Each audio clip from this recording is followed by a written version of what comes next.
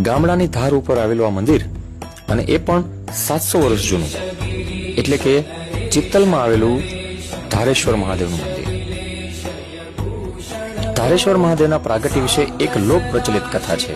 કહેવામાં આવે છે કે પહેલા અહીં એક ગોવાળ ગાયો ચરાવવા લાવતો હતો. તેની ગાયોમાંથી એક ગાય દરરોજ એક ચોક્કસ જગ્યાએ જઈને આપોઆપ દૂધ આપતી હતી. આ ઘટના ગોવાળને અચંબામાં મૂકી દેતી હતી. એક રાતે તેને સ્વપ્નમાં ભગવાન મહાદેવ દર્શન આપીને કહ્યું કે આ જગ્યાએ ખોદવામાં આવે અને ત્યારે શિવલિંગ પ્રગટ થશે. ત્યારબાદ તે જગ્યાએ ખોદકામ કરવામાં આવ્યું અને ત્યારે ખરેખર શિવલિંગ પ્રગટ થયું, એટલે કે આપણા આ ધારેશ્વર મહાદેવ. આ જગ્યા સાથે જોડાયેલી એક નવાઈની વાત એ પણ કહેવાય છે કે ચોમાસામાં ભારે વરસાદ પછી જ્યારે આકાશ સ્વચ્છ થાય અને સૂર્યના કિરણો સ્પષ્ટ દેખાય ત્યારે અહીંથી લગભગ 100 કિલોમીટર દૂર આવેલ જૂનાગઢ ગિરનાર પર્વતની પર્વતમાળા પણ અહીંથી જોઈ શકાય છે.